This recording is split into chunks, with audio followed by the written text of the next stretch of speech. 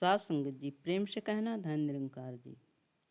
सात संगत जी, आज दासी आप लोगों के बीच सदगुरु माता जी की कृपा से विचार लेके उपस्थित है। एक को जानो, एक को मानो, एक हो जाओ। सात संगत जी, सदगुरु की बड़ी रहमत है, बड़ी कृपा है कि आज हम एक को जान चुके हैं, मान चुके हैं, एक हो चुके हैं। इस पर हमें विचार करना है, जिससे हमारा जीवन वाणी तक नहीं कर्म तक हो जाए। सात संगत जी, हमारे मिशन का एक नारा है, एक को जानो, एक को मानो, एक हो जाओ। इसे हम सुन ही रहे हैं कि इसको मान रहे हैं, इस पर चल रहे हैं या नहीं। यह नारा 3 भागों में है। जैसे पहले जानो, फिर मानो, तब एक हो जाओ। सत्संग जी, किसी भी वस्तु या व्यक्ति को पहले जानना होता है। जानने के बाद फिर हम मानते हैं उसके अच्छाइयाँ, उसकी बुराइयाँ, उसके रंग, उसके रूप, उसके भाव आदि को जब हम अच्छी तरह से जान जाते हैं, फिर हम उसको मानने लगते कि हाँ, वस्तु यही है, व्यक्ति यही है। तब जाकर कहीं हम एक हो सकते हैं। तात्पर्य है उसी में विलीन हो सकते हैं।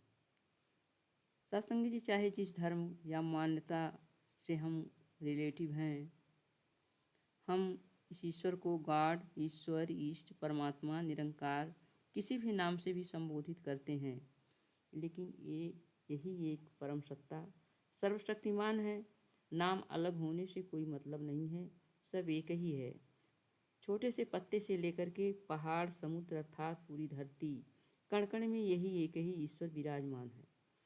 सभी वेद ग्रंथ है जिसका वर्णन कर रहे हैं, जिसका आदि अंत नहीं है, जो कहीं पर कम ज़्यादा नहीं है, स्थिर है, सर्वशक्तिमान है, अडिग है। ऐसे परम सत्ता की जब हम जानने की बात कही जा रही है, इसको जान लेने के बाद ही हमारी भक्ति की शुरुआत होती है।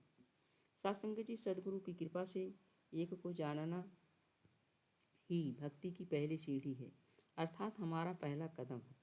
भक्ति की तरफ हम जब इस प्रभु परमात्मा को जान लेते हैं तो समझिए भक्ति की तरफ पहला कदम हम बढ़ा रहे हैं।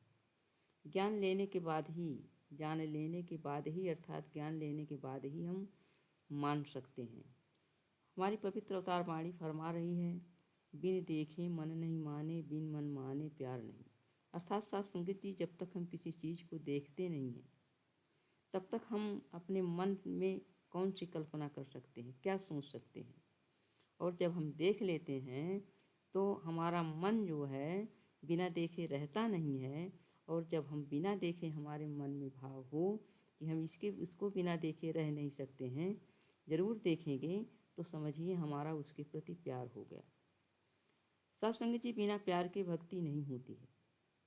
कहा गया है, बिना प्यार के भक्ति नहीं होगी, बिन भक्ति बेड़ा पार नहीं। सत्संग जी, जब हम ब्रह्मवेता महात्मा के द्वारा इस प्रभु परमात्मा को जान जाते हैं, साक्षात रूबरू होने के बाद ही हमारी भक्ति की यात्रा शुरू होती है। जब हम देख लेते हैं, अच्छी तरह से जान लेते हैं, तब कहीं पर प्रेम कर पाते हैं। प्रेम के बिना भक्ति अधूरी है, इसलिए प्रेम ही भक्ति है, भक्ति ही प्रेम है। Love is God, God is love. सत्संग जी, दूसरी सीढ़ी है मानना। भक्ति की दूसरी सीढ़ी है मानना। जब जान ली, बताए अनुसार सब खरा उतर गया, तब हमारे मन में विश्वास हो गया, तब हम इसकी हर बात को मानने लगते हैं। यानी हर परिस्थितियों में इन्हीं की रजा में रहना आ जाता है। सत्संग जी, धीरे धीरे जब हमें हर पल इसका एहसास बना रहता है और शुक्राना रोम रोम से निकलता है, हर पल शुक्राना निकलता है, अर्थात सब में इसी एक का रूप हम देखते हैं, इसी एक प्रभु के रंग में रंग कर, इसी एक को मानकर, हर पल इसी के एहसास में रहकर अपने जीवन की यात्रा को आगे बढ़ाते हैं, तब सत्संगत जी, हमारी भक्ति की तीसरी सीढ़ी यानी एक हो जाओ वाली बात संभव होती है।